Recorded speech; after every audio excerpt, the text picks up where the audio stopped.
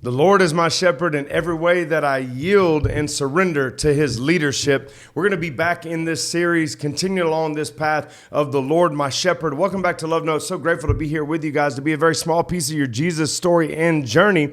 And we are excited to be in this series. We are talking about this truth of the Lord, my shepherd. And we've been breaking this thing down throughout the last few discussions, talking about the Lord is my shepherd in every way that I allow him to lead me, in every way that I keep him before me. And for today's time and discussion, we're going to be talking about the Lord is my shepherd in every way that I yield to his leadership, or I surrender to his leadership. And I think this is a really interesting part of the puzzle, piece of the puzzle, so to speak, is whenever we begin to see the fruit of the leadership of God in our life. And then what we do is we start doubling down on the surrender. We start doubling down on the surrender. Because it's a really interesting journey. This thing called greasy grace, it tells us that we're entitled. Even saying it sounds wrong. We're entitled to this perfect life.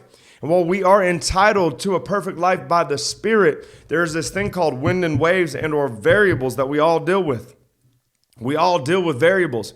The variables will never cease, but the difference, the way we are allowed to have a perfect life, or the way we're empowered to have a perfect life, is in the way that we yield to the leadership of the Lord, that we surrender to the leadership of God, and that we adhere to the Lord, my shepherd. And the way that we do this is by ceasing to shepherd ourselves, in ceasing to figure it out on our own. God's not asking you to figure it out. He's not asking you to flail your arms in the deep end. He's asking you to adhere and cling to his voice by yielding and surrendering to his leadership, by being obedient.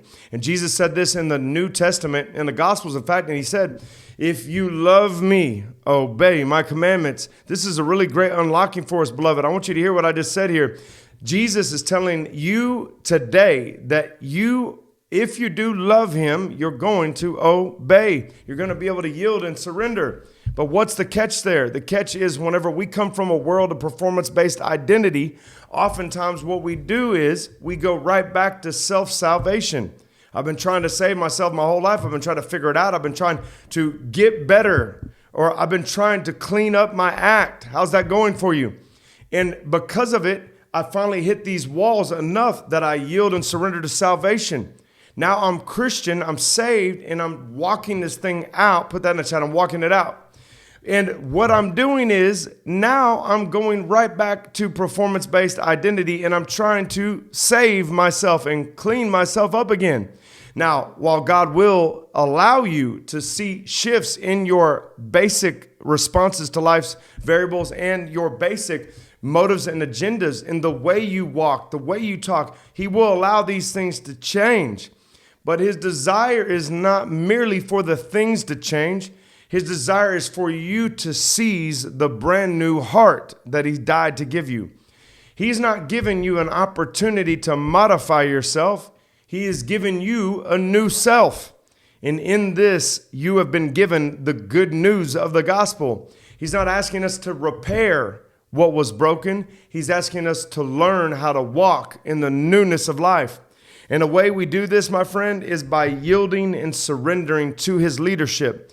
So the Lord is my shepherd in every way that I yield and surrender. Now, why is this interesting? Because as a Christian, God is going to be asking us to do stuff all the time that goes completely against everything that we know, completely against everything that we've learned by the world that we've grown up in, the sinful world that we have grown up in. Most notably, these are going to be opportunities that he's going to give us to swallow our pride and put others' needs and preferences before our own, to yield and surrender offenses as they're happening instead of clinging to them and walking around bitter and walking around in the poor me, oh my spirit for days because we're offended.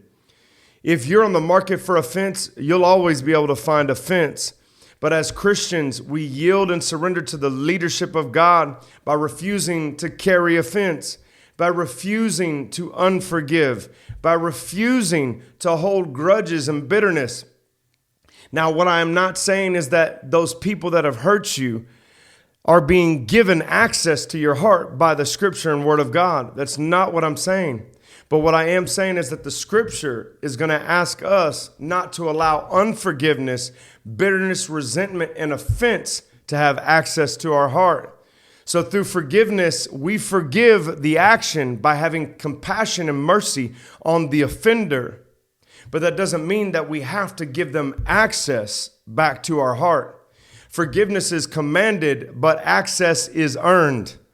And when we learn to walk in this truth, we will have the empowerment or the grace to continue yielding more and more and surrendering to the leadership of the Lord. Because His leadership will always have us turning the cheek. His leadership will always have us swallowing the pride.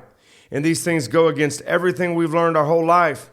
But when we start to see the fruit of the swallowing of pride and the surrendering of offense, we'll begin to double down on this thing called yielding and surrendering to the Lord's leadership, because we'll see the fruit of yielding and surrendering.